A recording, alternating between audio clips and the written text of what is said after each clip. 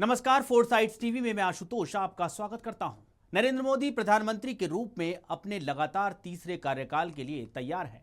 राष्ट्रपति भवन में रविवार शाम वो अपने मंत्रिमंडल के साथ शपथ ग्रहण करेंगे। बिहार से केंद्रीय मंत्रिमंडल में कौन कौन शामिल होगा, इसका फॉर्मूला एनडीए के स्थानीय नेताओं ने तैयार कर लिया है।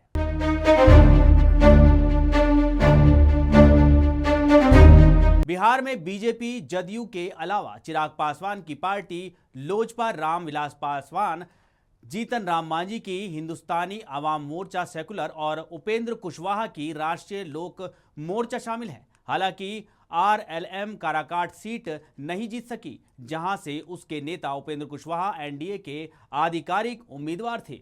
अब जो खबर सामने आ रही है उसके मुताबिक बिहार सरकार में जिस फॉर्मूले पर मंत्री परिषद का गठन हुआ है, केंद्र में भी उसी तर्ज पर मंत्री बनाए जाएंगे। मोदी कैबिनेट में कितने मंत्री?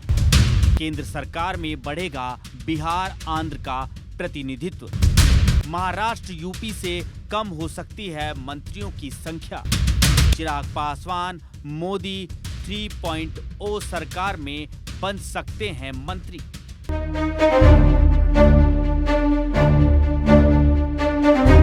तो मोदी कैबिनेट को लेकर बने फार्मूले के तहत बिहार बीजेपी के जितने सांसद मंत्री बनेंगे, उतने ही जदयू के सांसद भी मंत्री बनेंगे। जेडीयू और बीजेपी अलग अलग जातीय समीकरण के हिसाब से मंत्री पद के लिए अपने सांसदों का चयन करेंगे। उदाहरण के तौर पर यदि बीजेपी कोटे से यादव जाति का कोई सांसद मंत्री बनाया जाएगा, तो जेडीयू का कोई यादव सांसद मंत्री नहीं बनेगा। एलजेपी और हम को एक एक मंत्री पद मिलेगा। बिहार में एनडीए ने 40 में से 30 सीटें जीती हैं। इनमें भाजपा की 12, जदयू की 12, लोजपा रामविलास पासवान की 5 और हम सेकुलर की 1 सीट शामिल है। प्रधानमंत्री नरेंद्र मोदी के नेतृत्व वाली नई मंत्री परिषद में बिहार और आंध्र प्रदेश का अधिक प्रतिनिधित्व हो सकता है। हालांकि सरकार में उत्तर प्रदेश का प्रतिनिधित्व कम हो सकता है, क्योंकि यहाँ भाजपा की 29 सीटें कम हुई हैं। मोदी सरकार के दूसरे कार्यकाल में 72 सदस्यीय मंत्री परिषद में यूपी के 13 सांसद मंत्री थे। इनमें से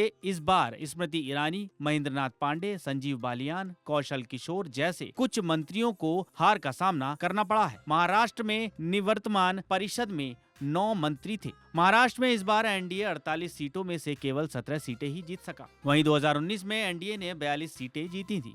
सूत्रों की माने तो लोकसभा में 12 और राज्यसभा में 4 सांसदों वाला जनता दल यूनाइटेड केंद्र की एनडीए सरकार में रेलवे, ग्रामीण विकास और पंचायती राज विभाग चाहता है। जेडीयू के राज्यसभा सांसदों में संजय कुमार झा शामिल हैं, जो बुधवार को एनडीए नेताओं की बैठक में बिहार के सीएम नीतीश कुमार के साथ थे। बिहार के पूर्व मुख्यमंत्री कर्पूरी ठाकुर के बेटे रामनाथ ठाकुर भी एनडीए की बैठक में शामिल थे। हरिवंश जेडीयू के 4 राज्यसभा सांसदों में से एक हैं और चूंकि वो राज्यसभा के उप सभापति हैं, इसलिए वो मंत्री पद की दावेदारी में नहीं है। जदयू के जिन सांसदों को केंद्र में मंत्री बनाया जा सकता है, उनमें राजीव रंजन, ललन सिंह और कौशलेंद्र कुमार शामिल हैं। लोक जनशक्ति पार्टी रामविलास पासवान के चिराग पासवान को कैबिनेट में जगह मिल सकती है। हालांकि चिराग ने कहा है कि उनकी पार्टी का बीजेपी और पीएम मोदी को बिना शर्त समर्थन है। शुक्रवार को एनडीए संसदीय दल की बैठक में टीडीपी के अध्यक्ष एन चंद्रबाबू नायडू और बिहार के मुख्यमंत्री नीतीश कुमार ने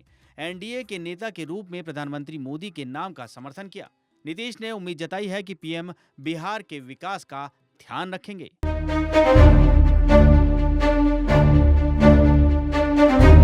खबरों में रहना है अपडेट, तो देखते रहिए फोर साइड्स टीवी।